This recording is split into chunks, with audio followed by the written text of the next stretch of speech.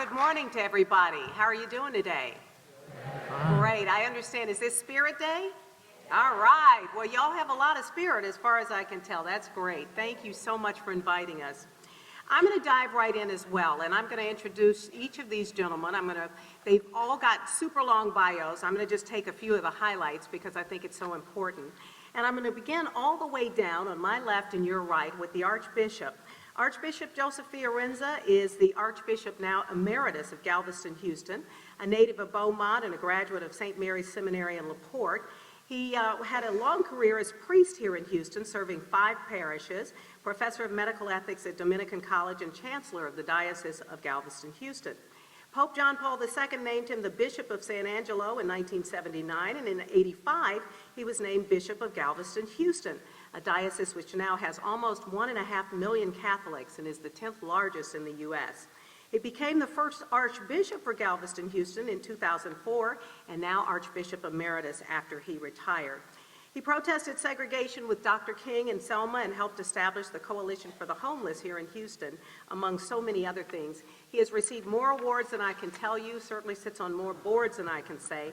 But what I will tell you is, like all 3 of these gentlemen, he is still very active in his retirement, as they call it.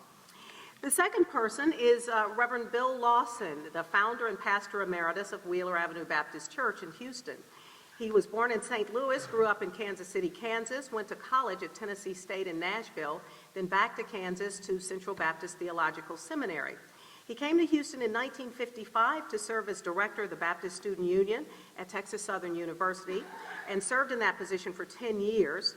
At the time, he established a church near the campus, Wheeler Avenue Baptist Church, which actually started in our home in 1962, and I say our because I'm his oldest daughter.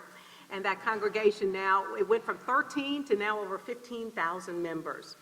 Now, the church was born during the Civil Rights Movement, which means he's been deeply involved in advocacy for all kinds of people, beginning with African Americans.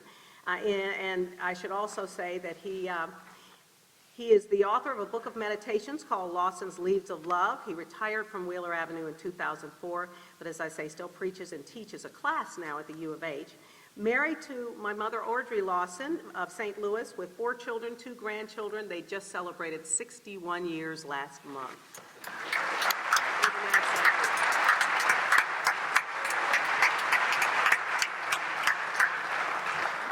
And the third gentleman sitting immediately to my left, Rabbi Sam Karff, who retired from I don't know how many different careers. During the first 40 years since he was ordained, he was a congregational rabbi, most recently at Beth Israel here in Houston, the oldest Jewish congregation in Texas. He taught courses in Judaism at the University of Chicago and then at Rice, and wrote a section on Judaism for a book called Religions of the World, which is used today in more than 200 colleges here and abroad, and has served as president of the Central Conference of American Rabbis. I forgot to say that the Archbishop was also president of the Conference of Bishops, if I remember correctly. In 1999, he became Rabbi Emeritus and was invited to create and teach a curriculum at the University of Texas Medical School, which really focused on being healing physicians, and it has trained well over 1,000 medical residents, nurses, and patient care assistants. A graduate of a small place called Harvard, he's been married to his wife Joan for 52 years, is that? 55. 55 we're up to now. He has 3 wonderful daughters.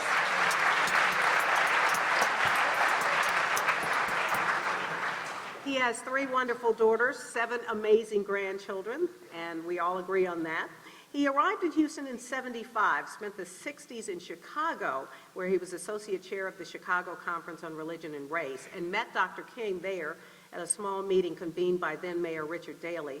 Unfortunately, the promises made at that meeting would not change the civil rights scene in Chicago until after King was assassinated. So I hope you all will welcome these 3 gentlemen who have much bigger lives than that, but I wanted to give you at least a taste. If you give them a round of applause.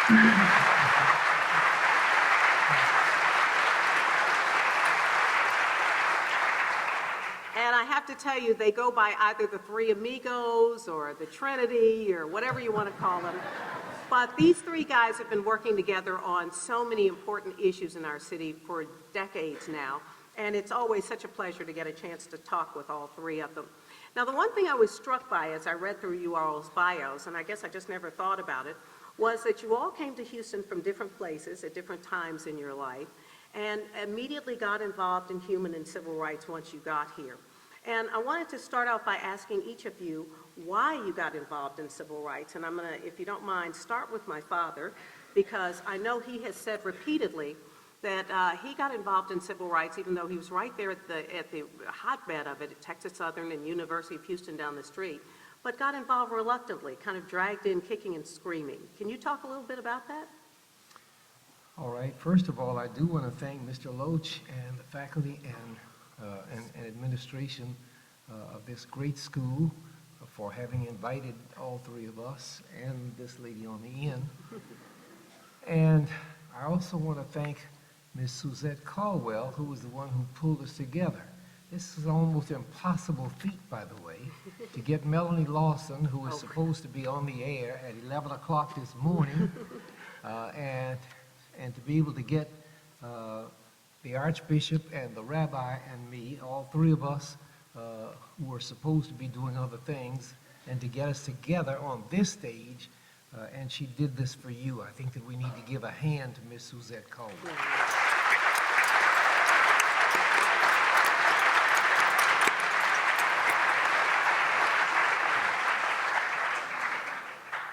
Melanie, I was a young Baptist preacher who had just graduated from seminary in Kansas City and just gotten married to Miss Audrey Hoffman, who is now Miss Audrey Lawson, and we had one baby, Melanie, and I was invited to come to Houston to work at Texas Southern University. When I came here, I came with the usual conservative Baptist traditions and had no idea about protesting or about being involved in advocacy, except the advocacy for the poor. And students had begun sit-ins in Houston. Well, they started in North Carolina, but at Texas Southern, they picked up those sit-ins, and they asked me if I would help to give leadership to those sit-ins.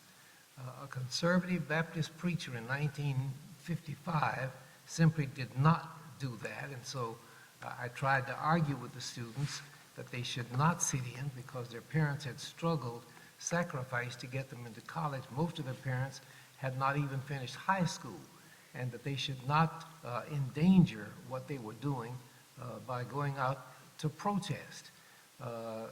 They told me that if I didn't want to help them, then they would do it on their own, and that's exactly what they did. And when they got put in jail, my first job was to help bail them out. That's how I got into the civil rights movement.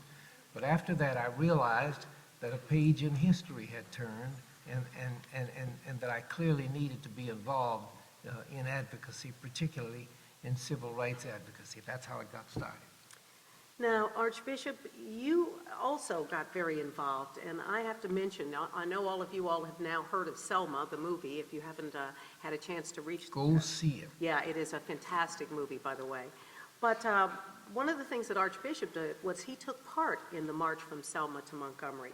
And I wanted to know, Archbishop, why you decided to do that as a young priest.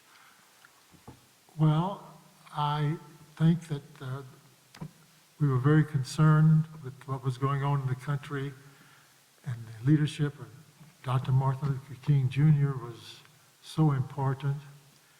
And he was struggling on behalf not just of African Americans, but in my opinion, he was struggling on behalf of all Americans to see that the basic civil rights were respected by everyone, not just African Americans. And of course, at that time, the right to vote was critical. So I and two other priests decided that we had to be a part of that movement. First of all, because it was the right thing to do. People were being denied their fundamental civil rights just on the basics of their color.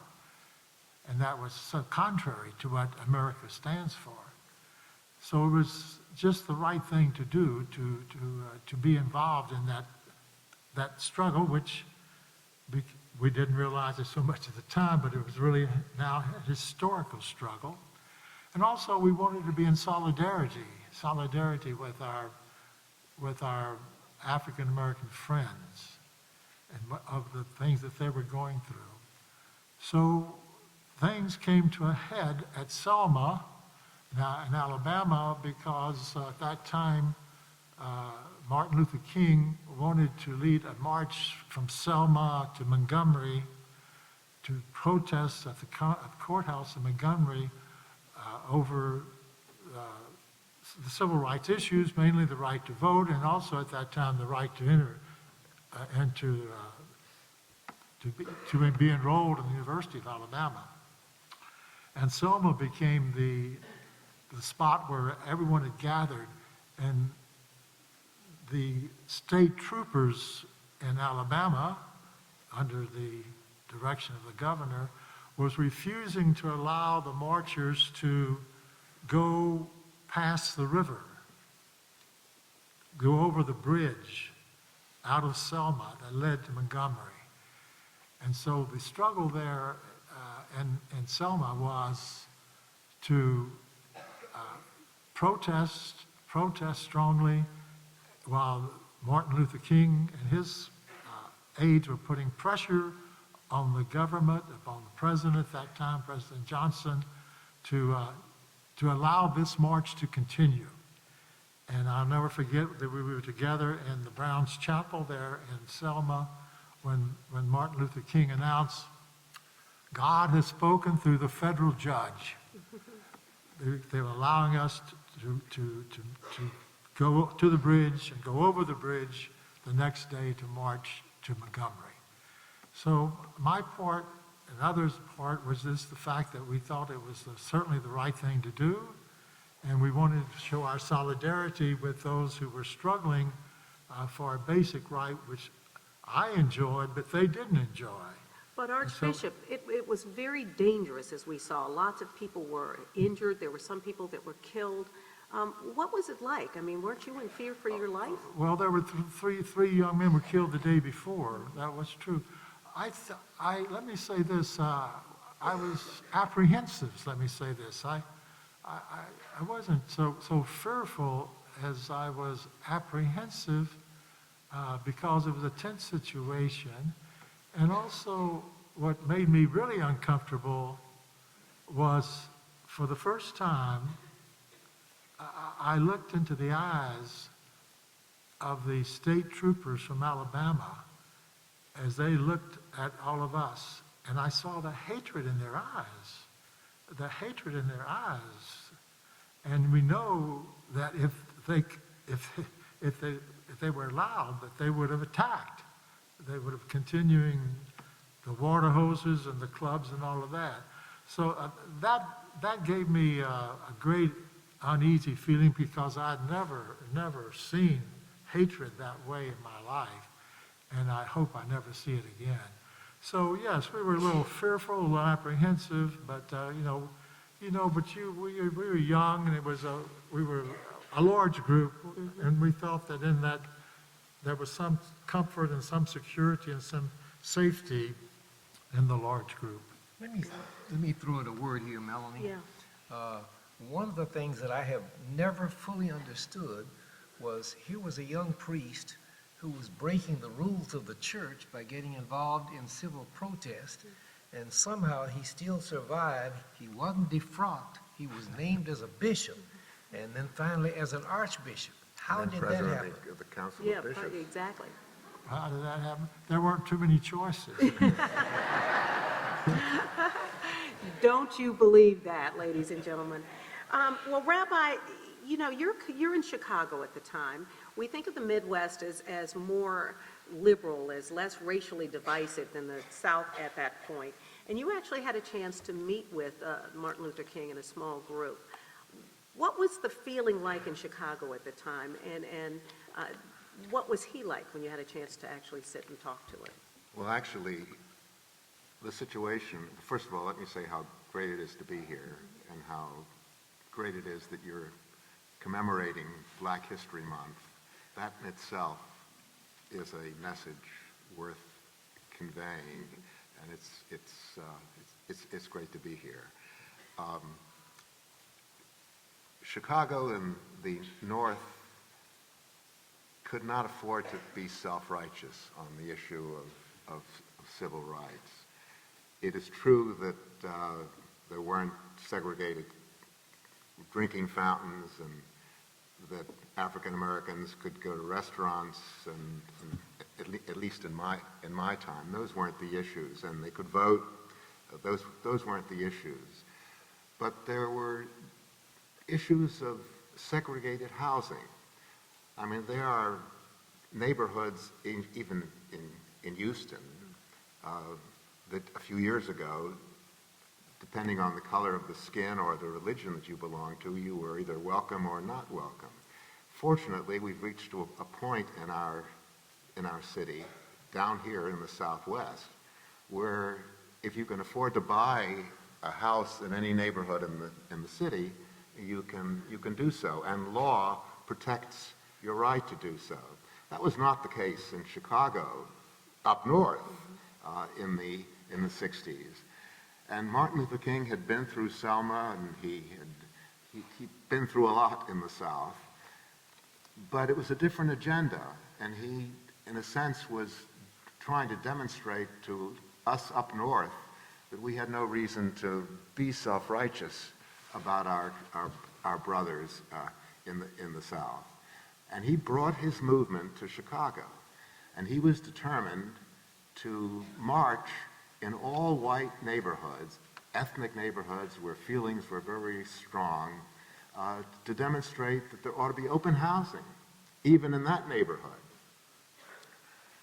Well, he tried it and came close to losing his life, and the mayor realized that this is something that the city needed to get involved in.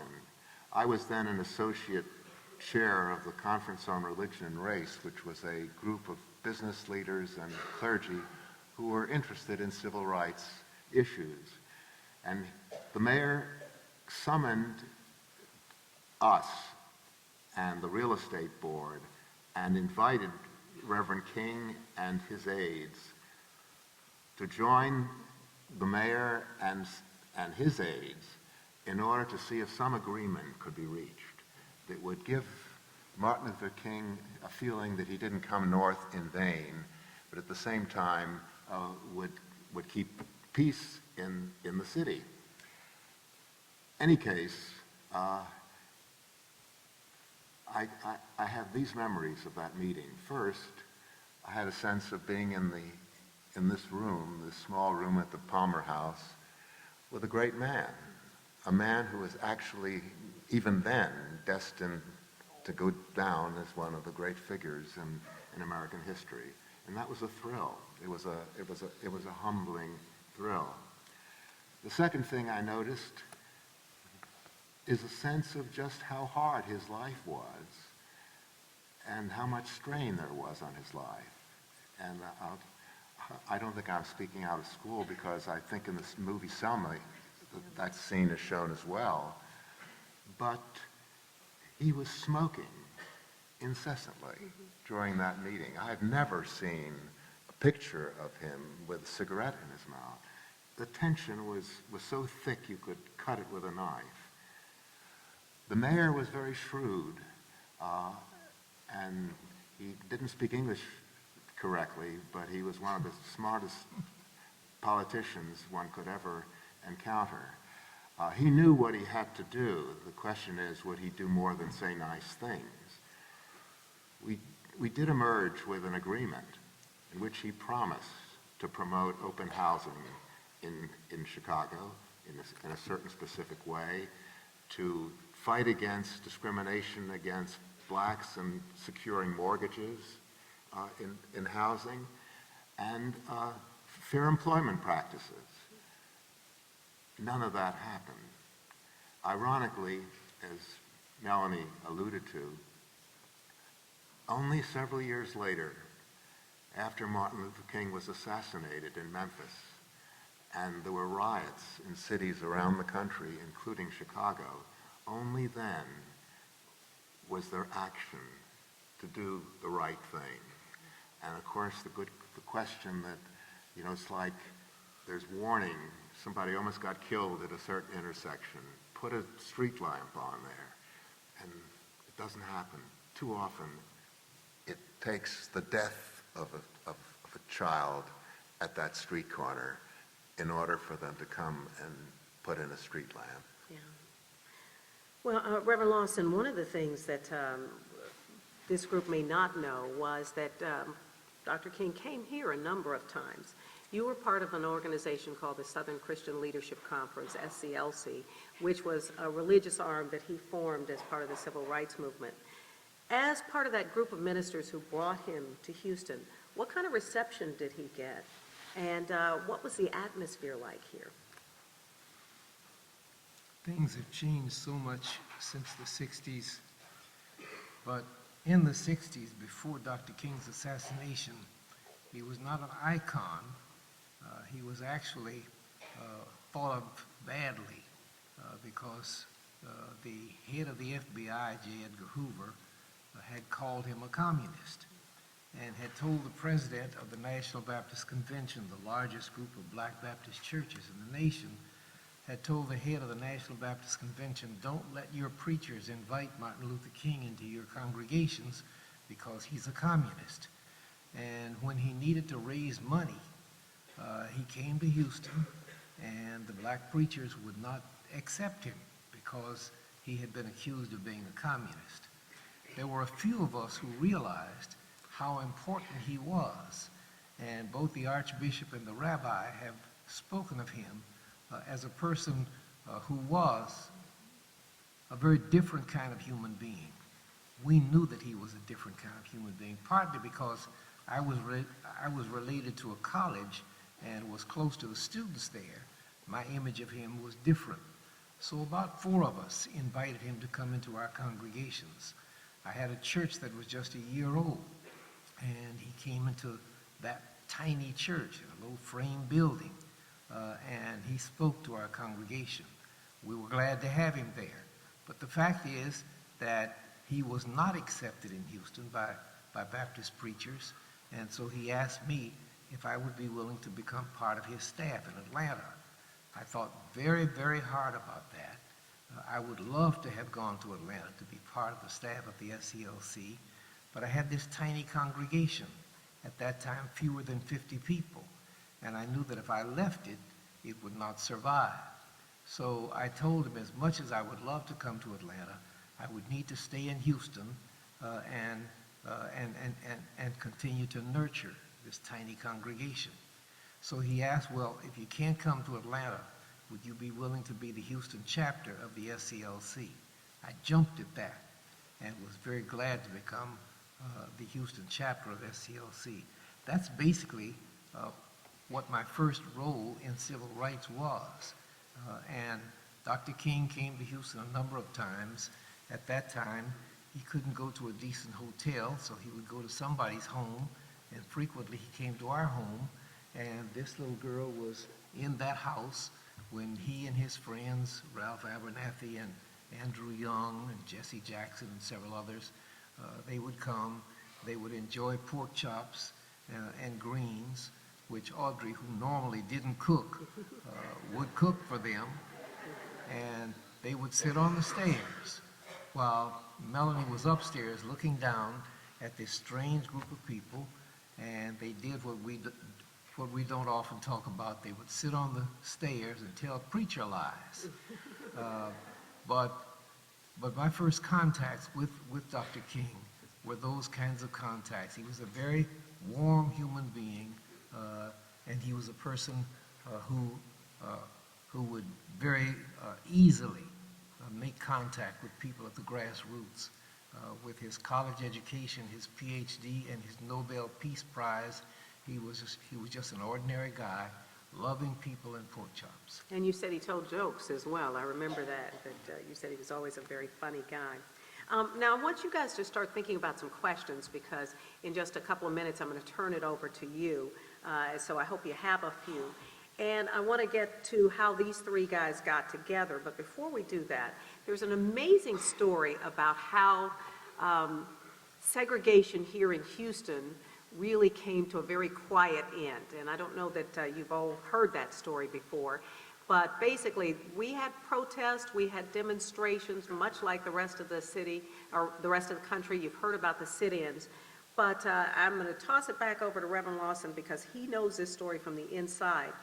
At the end, segregation in Houston kind of ended with a whimper instead of a bang. Is that right? Well, that's right. That puts it well. Houston was a city in the 1950s and 60s that was struggling to become a great city. We had opened the channel that comes from Houston to Galveston. The ship channel, yeah. The ship channel, and so that now it was possible for major oil tankers to come all the way into Houston. We had built the first domed, air-conditioned stadium for Major League Baseball.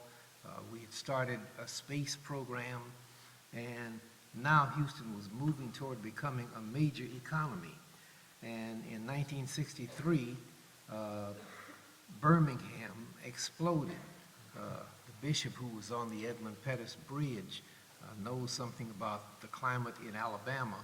And so Birmingham got some horrible publicity because of the riots there. Houston didn't want to have that to happen. And so the major business leaders in Houston, black and white, got together behind closed doors, and they decided if we're going to be a great economy, we're going to have to avoid the Birmingham kind of violence. And they decided, it's a long story, and let me see if I can shorten it, but they decided that they would avoid the violence by desegregating quietly. And they had asked the person who owned the Houston Chronicle and Channel 13, the persons who were over Channel 2 and the Houston Post, people who were over the major media, if it would be possible if we desegregated on one day and not publicize it, if they would be willing to hold this kind of information from the newspapers and the TV stations. So it was basically a news blackout at that point. It was a news blackout. We were very badly criticized by magazines like Time and Life at the time. But one day, they took down the white and colored signs off the buses, and they closed down segregation at department stores and restaurants. And so if you wanted to go into Foley's and try on shoes, all of a sudden you could do that. You were welcome to do that. If you got on the bus and you were black, you might not be able to get to the back of the bus where you were supposed to sit, because white kids who had always wanted to get to that big window in the back had filled up the back of the bus. Nobody understood why this was happening, but what it did was to close down segregation on that one unpublicized day. That's too short a way of telling it, but that's basically what happened. Yeah, which is a pretty incredible story when you think about the violence that was going on in so many other cities against people who were demonstrating there. Well, But Melanie, Yes, what sir. we should say is that the one person who was the inspiration and the engineer of that wonderful moment when we desegregated quietly without violence was this man right here, your father, Reverend Lawson.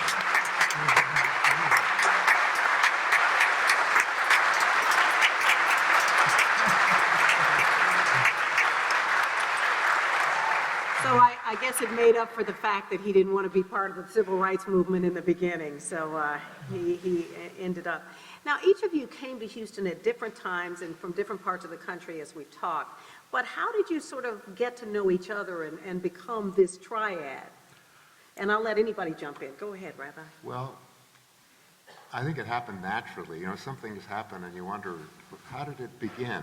I'm not sure how it began, but I do know that I was drawn to these guys. And apparently, they thought I was okay too. Oh, yeah. You know, And we got drawn to social issues. Actually, one of the issues that was mentioned earlier was the plight of the homeless in Houston. And a number of us worked together. As we worked together on things, we got closer together as friends. And we became, as it were, you might say, soulmates.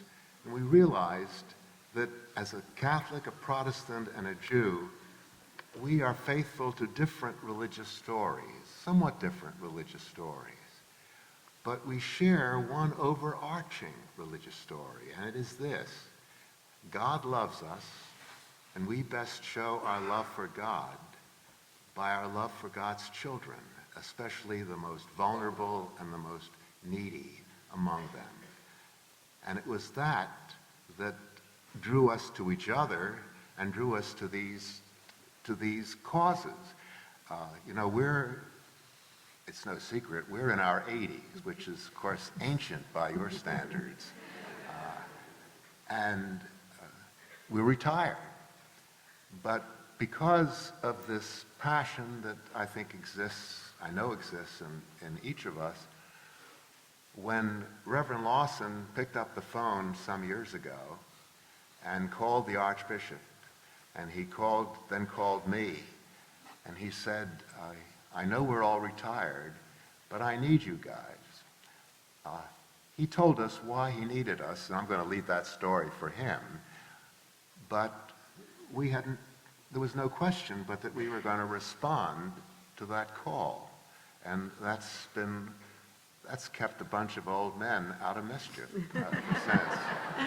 Well, and I could tell it as a joke. A priest, a rabbi, and a preacher walked into a room.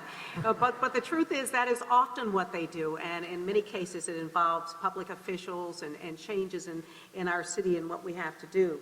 And Archbishop, I want to ask on behalf of these young people, and then I'm going to toss it over to them. What do you see as the critical civil rights issues today, of the 21st century, the kinds of things that perhaps they should be thinking about as they become, leaders? Well, I think, a lot of the old battles have been settled legally, through civil rights and more of a recognition of human rights. But what still remains, in my opinion, is there is still not so subtle racism that still exists in our community and all across the city, and that racism is still a cancer. And I don't think that we will ever be healthy as a city until we have all searched our hearts and souls to see that we can truly embrace one another as brothers and sisters to one another, as children of God. And I think a lot of us have a long way to go in that regard. And then there's also that sort of feeling towards the poor. We have an awful lot of poor people in this city that really live from day to day, mouth to mouth, horrible existence, very undignified type of life because of the dire poverty in this city. That still is a major problem, the inequities that are there present. And I think that we as a community still have a lot to do in trying to address both the racism that's still around. It's not so overt as it was 10 or 20 years ago, but still there, as we know, and the great poverty that so entraps such a great part of our brothers and sisters in Houston. Yeah. Go ahead, Reverend. Actually, when I think about this gathering at Kinkaid School today, I think of two brief stories, true stories, that I want to share with you in terms as my response to Melanie's question. I was in Chicago at the time, and there was the neighborhood clergy meeting in our neighborhood. And there were Catholic, Protestant, and Jewish clergy present. And there was one black minister. And the black minister, raised to be recognized, he went up to the board, and he wrote on the board, September 15th, 1963. And he asked us, do you know what happened that day? None of us could answer. And he said, that was the day they bombed that black church in Birmingham, Alabama. And 4 little black girls were killed and 17 were injured. And as far as I could tell, the world went on as if nothing had happened. But my life has never been the same. Now, as soon as he mentioned what that date referred to, we all knew. And every one of us in that room, I think it's safe to say, when we read about those events in Birmingham, we're horrified by that blatant hatred, racist response to human beings. But we didn't receive what happened in Birmingham as if it had happened to me and my family. It wasn't part of our personal history as it was for that black minister. Now let me tell you another story, even more ancient. 1956, I was in San Antonio, Texas at Lackland Air Force Base with a group of 28 Catholic, Protestant, and Jewish clergy. We were training, if you can put it that way, we were getting our basic training to become chaplains in the United States Air Force. And our instructor, Captain Secor, invited 4 German Air Force pilots to our class to speak. They were on a tour of air bases. I don't remember a word that those 4 Air Force pilots said, but I do remember what happened at the coffee break right afterward. Captain Secor, our instructor, came up to me and said, "Rabbi, what'd you think of them?" And I said, "You know, it's just a few years since the end of World War II. They were part of Hitler's Air Force." I couldn't help thinking, what were they doing at that time? And did they know that Hitler was determined to kill every Jew in the world and managed to kill 6 million in what we call the Holocaust? And how did they feel about it? And Captain Secor turned to me and he said, "You know, Rabbi, being Jewish, I can understand that you feel that way. But as far as I'm concerned, you know, it was war. We were flying our planes, they were flying theirs. We were doing our thing, they were doing theirs." Now, I don't think Captain Secor is an anti-Semite. I don't think he disliked Jews. But the Holocaust wasn't received by him as if it was something that happened to him or his family. It was part of my personal history. Now, are we trapped in each in our own personal history? Do we have the power to reach out and feel ourselves into the life and feelings of another? Thank God we do. We have the power to love, the capacity to love, not only our own families, but even the stranger. We have that capacity. And then there's that power of empathy. When I go to a movie theater and I'm sitting there watching this movie, it's just a movie. And there's a sad event in that movie. Some character in the movie's gone through a lot of pain.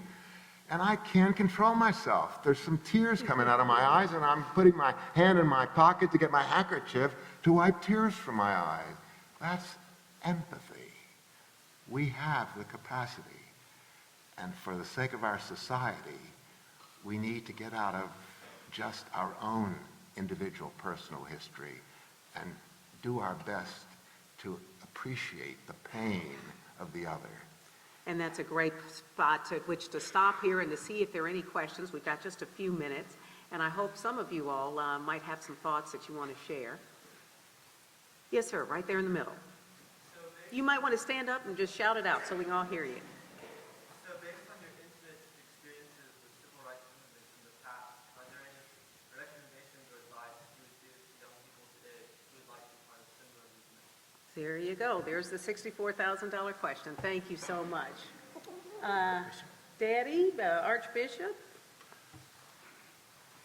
Well, I think from what Rabbi just said, each one of us has to search our own hearts and to see that we embrace and love everyone. And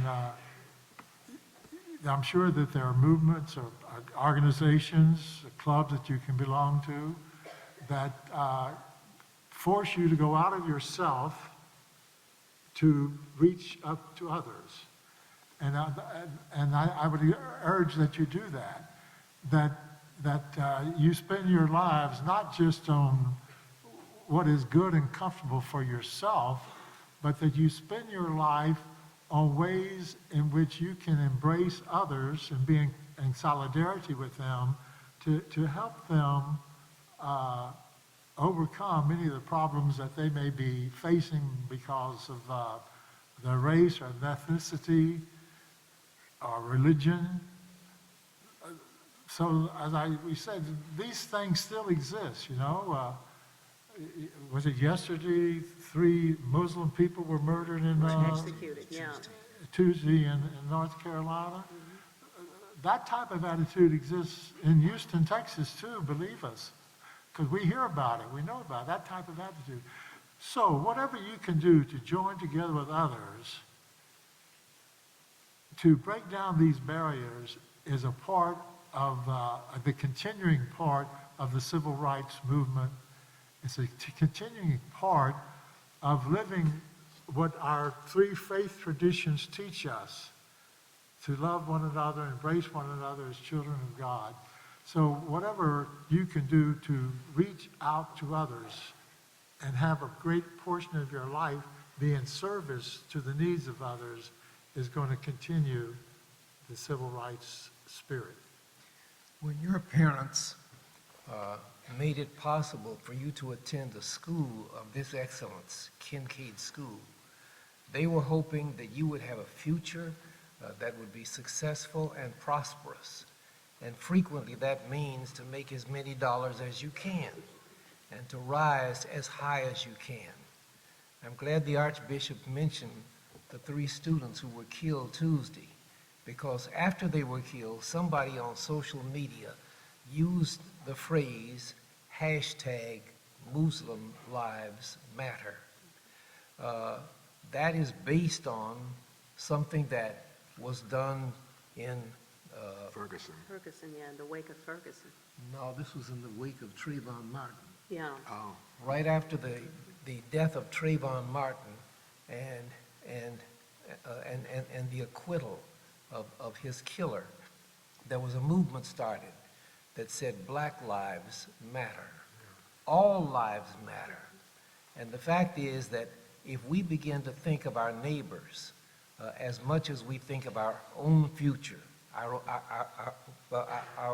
own potential, then chances are that instead of simply working to become CEO of a major corporation, we will work to help our neighborhood. And that, I think, ought to be at least a part of your life. By all means, try to become as successful, as prosperous, as wealthy as you can.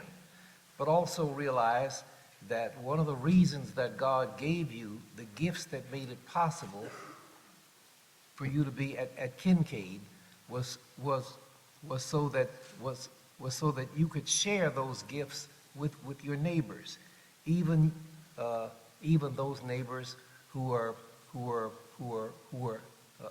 at the bottom of society.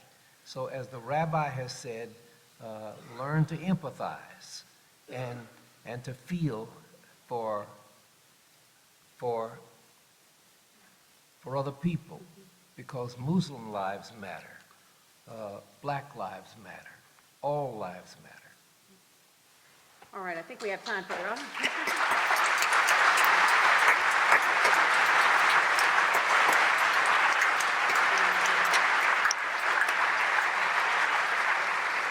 I think we have time for one more. I'm looking at Mr. Loach here. He is my producer, as we say in TV, to make sure we're good on time. Do I have another question? It's a little bit hard for me to see you guys, so let me make sure. Oh, okay, great. Thank you for shouting out. Go ahead. Stand up. Because it has been often deemed as a race-based issue, what is your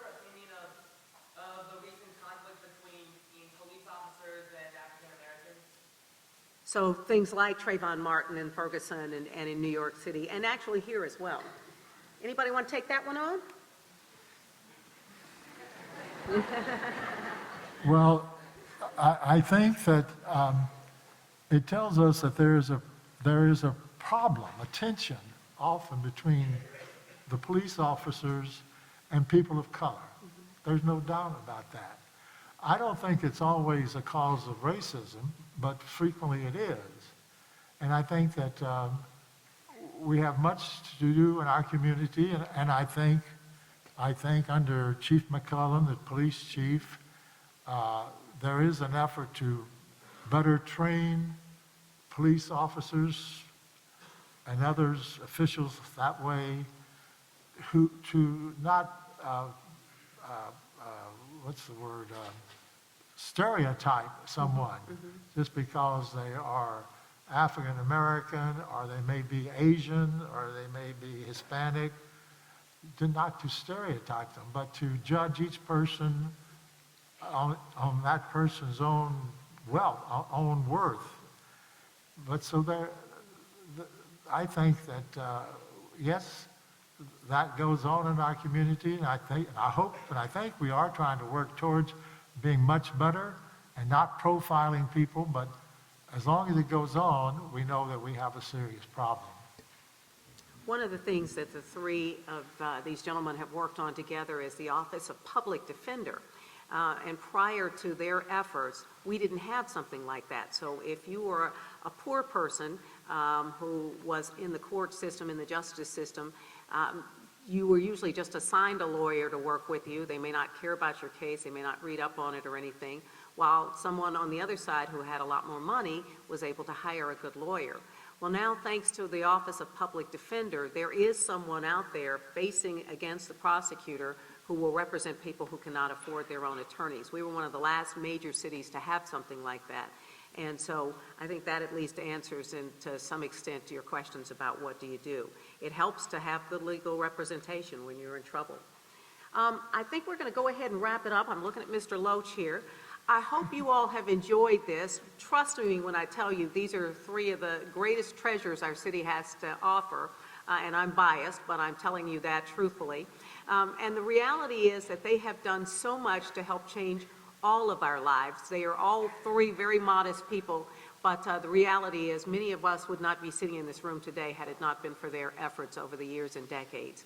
So I hope this has been interesting to you, and we are so grateful to you for inviting us to Kinkaid today.